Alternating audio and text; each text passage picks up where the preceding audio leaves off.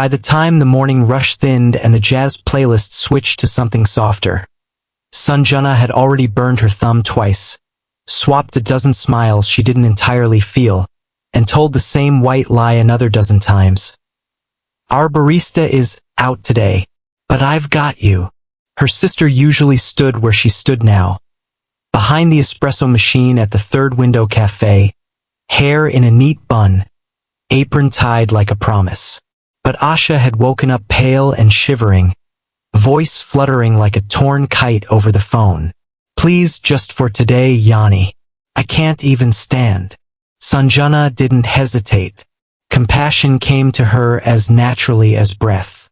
She tucked blankets around Asha, brewed ginger tea, lined up the fever meds, and whispered, "Sleep, I'll handle the cafe."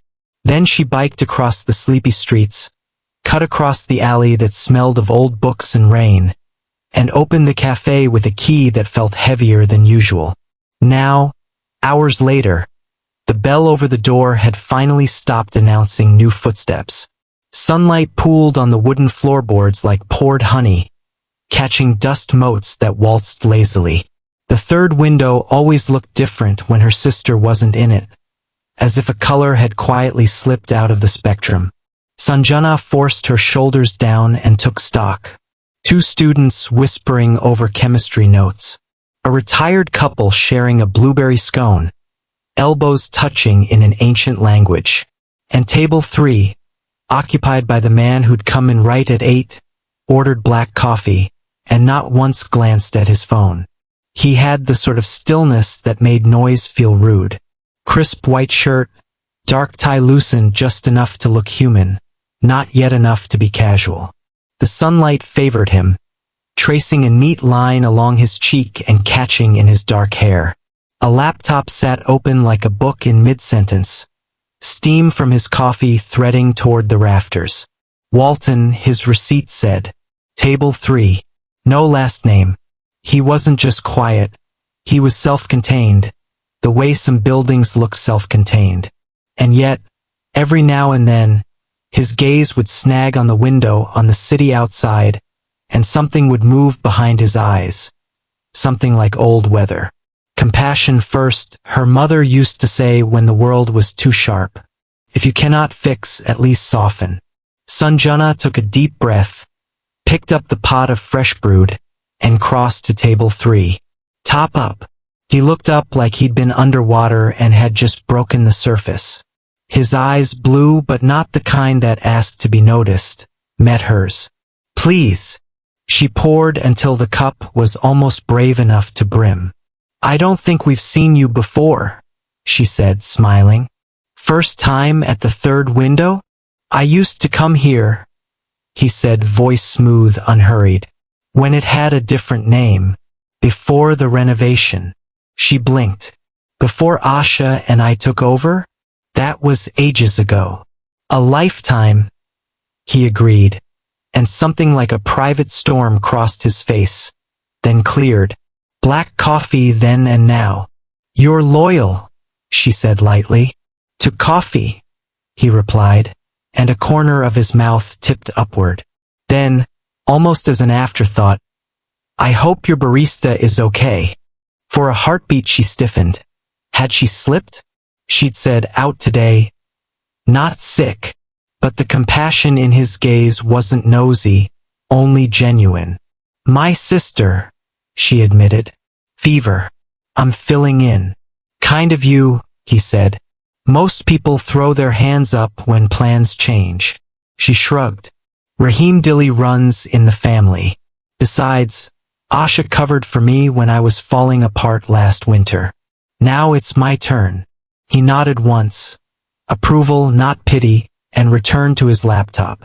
She took a step away, then hesitated. It wasn't just his serenity or the well-creased suit.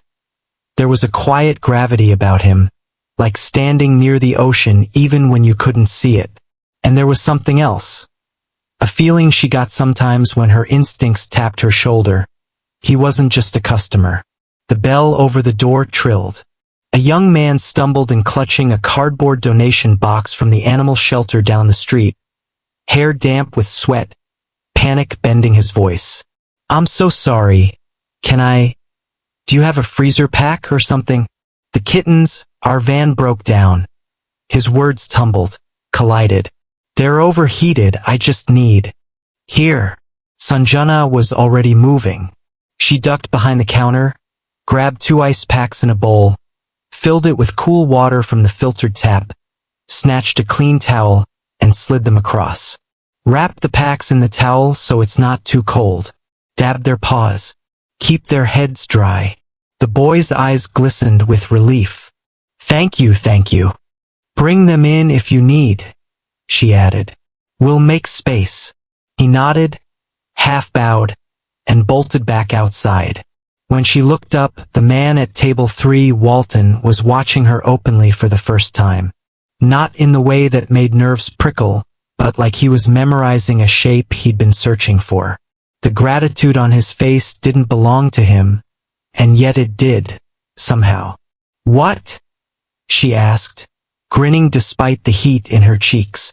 You looked like you recognized me just then. I recognized the moment, he said. People don't always choose mercy when speed would do. Speed is overrated, she countered. Mercy sticks. He considered this, then reached for his wallet. Put 100 toward their shelter, he said, placing a crisp bill on the saucer. Anonymously. Sanjana blinked. Are you sure? He angled a look at the window, where the boy was gently pressing the wrapped ice packs to tiny paws. Quite. Compassion recognizes itself, she thought. I'll make sure it gets there. Before she could ask him more. The who are you really? That pulsed in the space between words. The bell jingled again. A courier scuffed in with a battered parcel and a frown. Delivery for 3rd window. Sign. She scrawled her name, set the box on the counter, and sliced the tape. Inside lay a dented silver milk pitcher with a ribbon tied in a bow. No sender, only a note. For the art that tastes like mornings used to. She turned the pitcher in her hands, puzzled. Asha would have made a joke about secret admirers. Sanjana wasn't sure she believed in those. She believed in secret helpers, maybe in people who dropped goodness like breadcrumbs. She stored the pitcher, pushed the mystery aside, and drifted back into the slow rhythm of the cafe. Noon slid toward 2. The retired couple left with a napkin-wrapped half of their scone. The students traded grimaces and highlighter caps. The cat shelter boy came back to say the kittens were cooler, to press a felt sticker into her palm shaped like a paw. For your tip jar, he said, and she promised she'd stick it on the wall. All the while, Walton remained. Occasionally he typed. Mostly he watched. Not people exactly, but the way moments connected, as if he were mapping a constellation only he could see. At 10 to 2, a woman entered, mid-30s, sharp shoes, sharper gaze. She scanned the room, spotted Walton, and pressed her lips together like she'd found both what she wanted and what she feared. She approached table 3 with the bemused authority of someone who usually walked into rooms already owning them. Sir, she said softly, you're late. Am I? Walton's tone was polite, not apologetic. Board is waiting, she replied. They said to remind you. That time is money, he finished, not unkindly. I know what they say. Sanjana, 6 paces away with a cloth in her hand, felt the floor tilt. Board, as in boardroom, as in a certain league of men whose names were followed by letters and numbers that made newspapers sigh. She reshelved the thought. Not my circus. The woman's gaze flicked to the coffee. Do you need anything else? Another 10 minutes, he said. And then a car. She inclined her head and retreated to the corner, phone already lifted to her ear. Sanjana busied herself with the pastry case, which suddenly required very serious attention. She slid croissants, adjusted tongs, pretended not to hear words like proxy, vote, acquisition floating from the woman's corner like bubbles that didn't want to pop. When she looked up, Walton stood at the counter. He had his wallet again and a strange gentleness about him, like a man handling something fragile that wasn't fragile at all. "Could I get one of the lemon bars?" he asked. "To go. And 2 of the almond biscotti, if they're not counted." "They're not counted," she said. "The lemon bars are a peace treaty in square form." He smiled. "Then I'll take a treaty." She boxed the treats and rang him up. But before she could slide the bag across, he said, "May I ask why you do it?" "Do what?" "Step in. Stay kind when the world nudges you the other way." Sanjana thought of Asha, pale under blankets, of the boy with the box of kittens, voice trembling, of their mother tapping flour from her fingers and saying, "Compassion first, my girls, even when you're tired, especially then." "Because somebody did it for me," she said simply, "when I needed it." He accepted this with a nod, as if the answer matched one in his own book. For a second, he looked like he might say something else, something unwieldy and important. Instead, he placed his business card on the counter and tapped it once with a forefinger. "If your sister needs a doctor," he said, "or if the shelter needs a donor, or if the cafe needs a new espresso machine, call this number. Ask for me." She glanced at the card. It was heavy stock, unpretentious. A single word centered at the top, Walton. Below it, a phone number. No company. No title. "I can't promise we'll need any of that," she said, instinctively wary of debts. "I can," he replied, but his voice held no arrogance. Only the calm of someone who had learned too late that help should be given before it's begged for.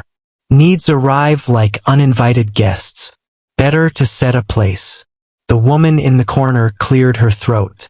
Outside, a long black car nosed up to the curb, glass winking. Walton picked up the paper bag. "Thank you for today.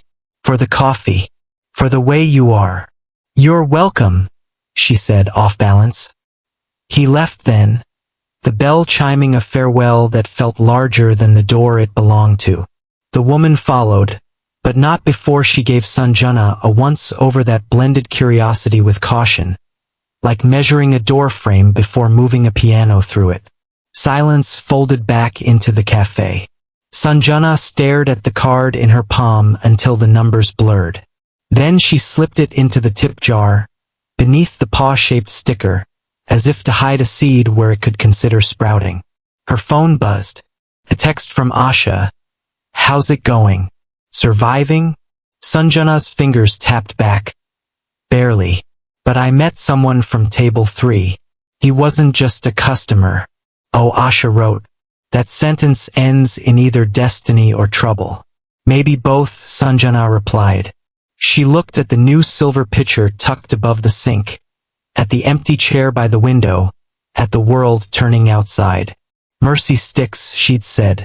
What she didn't know yet, what would pull her into an orbit she couldn't have imagined, was how stubbornly mercy sticks when it finally finds its mirror. And how the man at table 3 was not just a man with a neat tie and a business card without a title. He was the person the board was waiting for. He was the reason half the city's headlines skipped a heartbeat on Thursdays. He was the kind of storm that arrives with blue skies and leaves behind better weather. But that was later. For now, she pressed her palm to the countermath of coffee rings and crumbs and whispered a small prayer for her sister, for the kittens, for the strangers who turn out not to be strangers at all. Then she tied her apron tighter and opened the door a little wider, as if kindness needed a bigger threshold to walk through. By evening, the cafe had the hush of a library that let itself laugh sometimes. Asha texted a drowsy selfie, sweat on her brow but color back in her cheeks. "Fever's down. Don't close late." Sanjana promised she wouldn't, then lied to her own feet by staying. She polished the new silver pitcher until it held a wobbly version of her face. The bow was still knotted around the handle like a secret that refused to untie itself. On impulse, she filled it with milk to try a proper rosetta. The pour flowed silk smooth, and the leaf unfurled like it had been waiting for her hand all day. She laughed, alone but not lonely, and set the cup by the window for the last customer who'd ordered decaf. A shadow fell over the counter. "Forgive me," said a familiar voice. "But your door was open." Sanjana turned. Walton stood just inside, loosened tie now a suggestion. Rain freckles on his shoulders, though the sky had barely decided between dusk and drizzle. He looked less like a statue and more like a man who'd run up a flight of stairs because a thought might vanish if he didn't. "You came back," she said, surprised at how warm her voice sounded. "I left something." He lifted a brown envelope. "Actually, I brought something. For the shelter. Anonymously as promised." "And you delivered it personally?" she teased. "So much for anonymity. Call me the courier," he said, a little smile. He placed the envelope on the counter without fanfare. It had a weight that paper shouldn't. Before she could protest, the front bell chimed again and a gust of cool air carried in the city. Along with it, Ms. Sharpshoes from the afternoon, his assistant by posture if not by introduction. She hovered in the doorway, phone to her ear, an apology already cued on her lips. "Sir, the boardroom is still." "I know," he said gently. 2 minutes. She swallowed her impatience and retreated outside, speaking softly into the phone about revised timings and temperaments. Sanjana slid the envelope beneath the counter. "The shelter will faint." "Let's avoid fainting," he said. "Ask them to buy a new van, and keep a little for heating pads. Winters are cruel to small creatures." "You know a lot about small creatures?" she asked, cocking her head. "I know a lot about winters," he said, and that private weather passed through his eyes again. A clatter broke the moment. The old espresso machine huffed, whined, and exhaled its last like a tired dragon. A red light blinked a funeral pulse. Sanjana flipped the switch. Nothing. She pressed her finger to the panel the way one presses a pulse point. "Please don't die on me." Walton stepped closer, curiosity overtaking his distance. "What happened?" "She's been coughing all day," Sanjana said. "I was hoping she'd make it through close." He bent, read the brand, listened the way men who build things listen with their fingertips. "The pump's gone." "I figured," she sighed. "We'll limp on pour-overs for a bit. Maybe the landlord will let us offset the rent and—" Someone coughed near the door. Sanjana turned to find Mr. Rafi, the landlord, smoothing his mustache like it was a paragraph he had to read carefully. He always came at odd hours with news that arranged itself as favors but felt like invoices. "Beta," he began, clearing his throat again, eyes sliding to Walton, recalibrating. "A little matter. We paid the rent," Sanjana said, wiping her hands on her apron. Of course. He spread his palms. "But the building tax city's revised. Everyone has to adjust." He named a new number that made the floor creak under her feet. "From next month." "Next month?" She tried to keep the tremor out of her voice. "That's not possible, Uncle. We barely—" "It's not me," he said, and she believed the part of him that believed himself. "It's the city." She thought of Asha's fever, of the shelter's broken van, of the espresso machine's last sigh. "Mercy sticks," she'd said. But money stuck too to everything. Walton watched the numbers ripple across her face as if he could see them printing themselves under her skin. He did not interrupt. He did not rescue. He simply let the moment be true. Mr. Rafi left with apologies that didn't help pay anything. When the door shut, the cafe felt smaller by one possible future. Sanjana exhaled, long and slow, then straightened as if a hand had touched her spine and reminded it to be a spine. "We'll figure it out," she told the room, told herself, told the espresso machine. She turned to Walton with a rueful grin. Can I interest you in a pour-over treaty? I'd rather buy the dragon a new heart, he said. We don't take hearts as payment, she said lightly. Then consider this an offer. He tapped the counter with his forefinger where the envelope had disappeared. You'll need a machine that doesn't mistake age for character. Let me arrange it. A loan if you need the word. Or a gift, if you'll let me use the right one. Her jaw set with the stubborn dignity of someone who had learned early that debts come with strings even when they're silk. I appreciate it, truly, but we've kept this place by paying our own way. If we're meant to keep it, we'll find a way again. He didn't push. Compassion recognizes pride and knows not to turn it into hunger. Instead, he glanced at the silver pitcher above the sink. I knew that ribbon, he said almost to himself. What? Nothing. He tilted his head toward the milk jug. Nice pour. Oh, she felt oddly pleased. Thanks. It just flows. It does, he said, voice edges softening. When the right hands hold it. Silence fell, but it wasn't empty. Outside, the assistant lingered like a comma between clauses one couldn't quite combine. Inside, Walton looked around with the familiarity of someone retrieving a memory rather than making a new one. Why do you look at this place? She asked. As if it's a story you started and never finished. He considered the question like it deserved a careful answer. Because once, he said slowly, I sat where that retired couple sat today and decided to sell a small company that had made something beautiful. Everyone told me it was time to grow up into a bigger thing. Numbers were persuasive. I signed the papers, bought a black car, learned to speak in rooms where profit is a dialect. And one morning, I came back to celebrate with a coffee, only to find the place gutted for renovation. New paint, new name. The old barista, an artist, was gone. Sanjana swallowed the impulse to apologize for progress that hadn't been hers. You miss the old place? I miss what it stood for in me, he said. Kindness for no ledger. Someone would tape a note to the tip jar. Free coffee for whoever looks most tired today. Another would pay it forward and leave with a lighter heart. It was small. It was enough. And now I help turn small into large until small can't find itself in the mirror. You could stop, she said simply. Could I? The corner of his mouth lifted. There's a board. There are shareholders.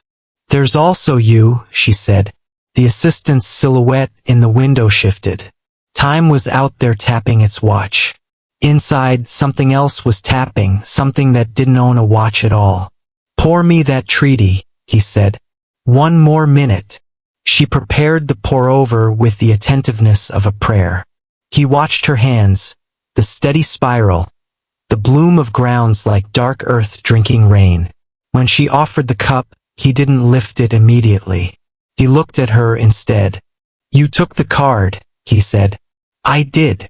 You put it somewhere safe. As safe as a tip jar, she teased.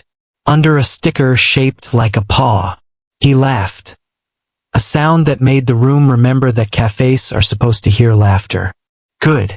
That means you won't lose it. The assistant opened the door then, no longer a comma but a semicolon trying to be a period. Sir. Walton nodded. He lifted the cup, took a careful sip, and closed his eyes as if tasting more than coffee, as if tasting a version of himself he hadn't let speak in a while. When he opened them, he set the cup down, untucked his phone, and typed a brief message with the efficiency of a man who made things happen with sentences. Tomorrow morning, he said, a service team will arrive. They'll clean the ducts, inspect wiring, and fix whatever is a safety risk. On the house. Don't argue. That's not a coffee machine, she said. No, he agreed. That's the roof that doesn't leak and the outlets that don't spark. New machines deserve good homes. She pressed her lips together against the immediate rise of gratitude. Pride and gratitude don't fight. They learn choreography. Fine. I won't argue. I'll just make them tea. Make them your mercy, he said, half smiling. It's stronger. He started toward the door, then paused, reached into his pocket, and placed a second card on the counter. Same heavy stock, same single word, Walton. But this one had a handwritten line under the number. Ask for Ruth. Who's Ruth? She asked. The assistant who looks like she owns every room because she has to, he said. She'll answer when I can't. Outside, the assistant shot him a sharp look he pretended not to see. He stepped into the doorway and glanced back. Oh, and about your landlord's sudden tax tsunami. I have a friend who reads city bylaws like bedtime stories. Sometimes revised means misread. I'll have Ruth check. Why are you doing this? The question escaped before she could dress it in politeness. Because when I walked in this morning, I thought I wanted black coffee, he said. And then you reminded me I wanted to be a person. The line was simple. It rearranged the furniture in her chest. He left with the rain. The bell chimed twice, then settled. The cafe breathed. Sanjana stood for a long minute with her hand on the second card, as if it might warm under her palm into something undeniable. Then she tucked it in the spine of the register book like a bookmark in a chapter she intended to return to. An hour later, when she finally flipped the sign to closed, her phone buzzed with a message from an unknown number. This is Ruth. Team scheduled for 8 a.m. Landlord. Tell him Clause 14b of the Small Retail Relief may apply. Will confirm. Please don't close early. I need a lemon bar. Sanjana smiled, locked up, and stepped into the shy rain. Somewhere in the city, a boardroom exhaled a collective sigh of relief or impatience. Somewhere else, a shelter volunteer opened an envelope and cried into a box of kittens. And under the awning, Sanjana tilted her face up to let the drizzle freckle her, whispering a thank you she wasn't sure where to send. When she reached home, Asha was awake on the sofa, cheeks rosier, hair a messy halo. You look like you've been thunderstruck, she said, eyeing her sister's half-dazed smile. Table 3 came back, Sanjana said. Asha arched an eyebrow. Destiny or trouble? Both, Sanjana breathed, and put the silver pitcher on their kitchen counter like a trophy from a battle fought with kindness. She fell asleep to rain drums and the quiet promise of morning. She did not yet know that by noon tomorrow, the cafe's back alley would host a delivery crew with a crate stamped with an Italian brand that made baristas weep.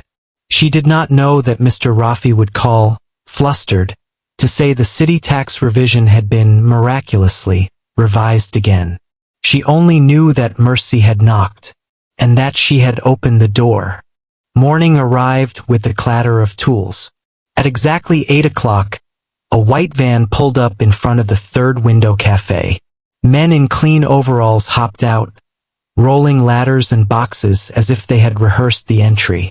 Service team, one said briskly. Sent by Walton. The name landed like a secret revealed. Asha, still pale but stubborn enough to shuffle behind the counter, looked at her sister with raised eyebrows. Walton again? She murmured. Who is he? Sanjana hushed her. A customer. Just a customer. But customers didn't usually send electricians to check wiring or climb onto roofs to inspect leaks. Customers didn't pay for new duct filters or replace faulty sockets. And yet, within 2 hours, the cafe felt lighter, safer, its tired bones treated with reverence. When the men finally left, one handed Sanjana a clipboard. Sign here. Already covered. Covered how? She asked, though she knew. Invoice said, Bill to Walton Enterprises. He replied. The name echoed in her chest. Enterprises. Not just Walton. Asha whistled low. Not a customer, huh? Before Sanjana could answer, the bell over the door tinkled. He was back. Same crisp presence, though today his jacket hung on his arm. Walton scanned the cafe as if checking whether it had exhaled properly. He nodded once, satisfied, then walked up to the counter. "How's your sister?" he asked. "I'm standing right here," Asha said with mock indignation. "Better, thanks to her." She jerked a thumb at Sanjana. "And maybe you, whoever you are." Walton's mouth tipped in a polite smile. "Names are overrated. Not when someone's paying our building bills," Asha countered. "Asha," Sanjana warned, but Walton only chuckled. "Consider it a thank you," he said, "for mercy with kittens." "You didn't even touch the kittens," Sanjana replied. "No," he said softly, "but I saw what it did to you." There was a silence, weighted but not heavy. Asha slipped into the kitchen, wisely leaving them alone. "Why do you keep coming back?" Sanjana asked at last. "Because this place reminds me that the world isn't only balance sheets," he said. "And because—" he hesitated, choosing words with the care of a surgeon. "Because you speak with kindness first. That's rare." Before she could reply, a commotion burst through the door. The same boy from the shelter staggered in again, this time holding a limp kitten. Its tiny chest rose shallowly, its eyes half closed. "She's fading," the boy choked. "We tried, but she won't eat. Please, do you know what to do?" Sanjana didn't think. She acted. She cleared a table, grabbed warm cloths, and rubbed the kitten gently to stimulate breathing. She whispered steady encouragement, her voice low and calming. Compassion was her instinct, mercy her language. Walton stood close, not interfering but watching intently. His expression was raw, unmasked. When the kitten gave a faint cry and finally latched onto the dropper of milk substitute, relief rippled through the room. "She'll make it," Sanjana said softly, smiling at the boy. The boy's eyes filled. "You saved her." "No," she corrected. "You did, by not giving up." Walton's gaze burned into her like sunlight breaking through cloud. When the boy left, clutching the tiny survivor, Walton spoke, voice lower than before. "You treat every fragile thing as if it deserves a second chance," he said. "Doesn't it?" she asked simply. He held her eyes for a long beat. Then, almost reluctantly, he reached into his pocket and pulled out another card, this one different. The stock was the same, heavy and deliberate, but beneath the word Walton was printed something that made her throat tighten. Chairman and founder, Walton Enterprises. Sanjana had never worked such long shifts in her life. By the fourth day of covering for her sister, her feet ached. Her hands were rough from washing dishes, and yet her heart felt lighter than it had in years. There was something about serving others, something about the quiet thank yous and warm smiles from strangers, that gave her a new perspective on life. But one man remained steady, Mr. Walton at table 3. He came in almost every day now, always ordering the same simple black coffee. He sat by the window, sometimes typing on his laptop, other times simply watching the street as if he were searching for something beyond the glass. Sanjana wondered what his story was. He dressed plainly, though there was an unmistakable grace in the way he carried himself. One evening, when the cafe was nearly empty, Walton waved her over. "You seem tired," he said softly, his eyes filled with concern. "Are you sure you should be working this hard?" Sanjana smiled, brushing back a loose strand of hair. "I'm fine. My sister is unwell, and the cafe is her only source of income. I don't want her to lose this place. Sometimes we just have to carry the weight for those we love." Walton studied her face with quiet intensity. There was no complaint in her voice, no bitterness, just raw sincerity. "That's rare," he said after a pause. "Most people look after themselves first. But you're different." She laughed lightly, trying to brush away the heaviness of his words. Maybe I'm just foolish, but I think kindness has a way of coming back, even if it takes time. For a moment, Walton was silent. Then he said something that unsettled her. You have no idea how right you are. That night, after the cafe closed, Sanjana stayed behind to count the day's earnings. She noticed a folded piece of paper tucked beneath the receipt from Walton's bill. Curious, she opened it. Inside was not money, but a simple handwritten note. Sometimes, those who give without expecting anything are the richest of all. Keep shining, Sanjana. Her heart raced. How did he know her name? She hadn't told him. The days at the cafe grew busier as winter deepened. The air outside was sharp and cold, but inside, the small cafe was warm with the scent of cinnamon, cardamom, and freshly brewed coffee. Sanjana's laughter had become a quiet music to Walton's ears.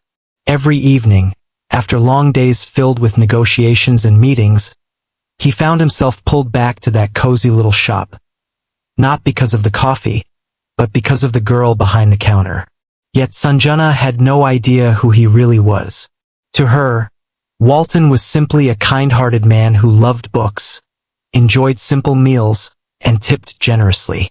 She admired his humility, how he always noticed the smallest details, like straightening the napkins on his table before leaving, or offering to carry heavy boxes when deliveries came.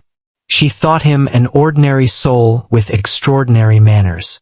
One evening, Sanjana found Walton sitting at his usual spot, but instead of reading, he was staring thoughtfully at the window. She brought him his favorite tea, setting it gently on the table. You look lost in thought today, she said softly. Walton gave a half-smile, just thinking about how sometimes the simplest places hold the greatest peace. He glanced at her, his eyes warm. And the kindest people. Her cheeks flushed, and she quickly looked down, pretending to wipe the table. But inside, her heart raced. She had never felt this kind of connection with anyone before. Rahim Dilly, the old regular who had been quietly observing for weeks, noticed everything. He chuckled under his breath and leaned toward Sanjana when Walton stepped outside to take a call. Child, Rahim said gently. Sometimes the person you serve tea to may hold more than you can imagine. Don't take kindness lightly. It might be the start of a destiny you never dreamed of. Sanjana laughed nervously. Oh, Rahim uncle, he's just a nice man. Nothing more. But Rahim only smiled knowingly. What Sanjana didn't know was that outside, Walton's phone call was with his assistant, reminding him about the upcoming gala. A charity dinner where the city's most powerful business leaders would be attending. Walton had planned to skip it, but as he stood there, his eyes flicking back to the cafe window where Sanjana worked, he made a decision that would change everything. He whispered into the phone, "Cancel my formal table. I think I'll be bringing a guest this time." The cafe felt warmer that evening, though the winter chill pressed hard against the windows. Sanjana stood by the counter, nervously wiping her hands on her apron. She had promised herself she would tell Walton the truth tonight. About her sister, about herself, about everything. When Walton walked in, there was no grand entrance, no show of wealth. He was simple as always, dark coat, kind smile, a warmth that followed him everywhere. But tonight, he looked expectant, as if he too carried something heavy in his heart. They sat across from each other, the low hum of the cafe wrapping them in quiet privacy. Walton, Sanjana began, her voice trembling. There's something I need to tell you.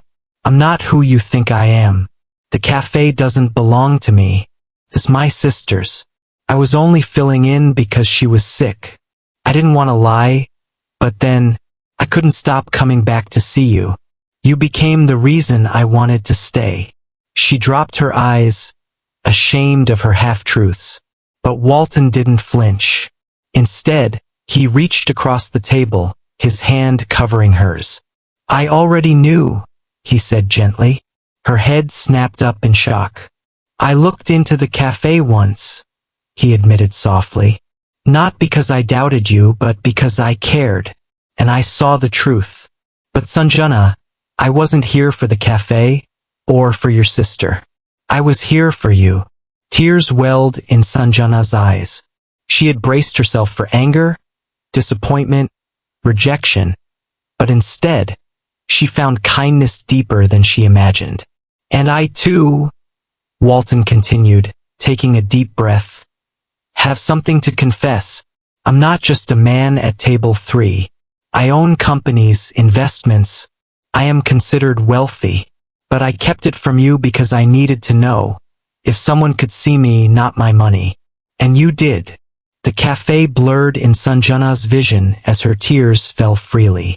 Walton's voice, steady and warm, was the only anchor. I don't care if you're filling in for your sister, he whispered. You filled a space in my life I didn't even know was empty. Stay, Sanjana, not for this cafe, but for me.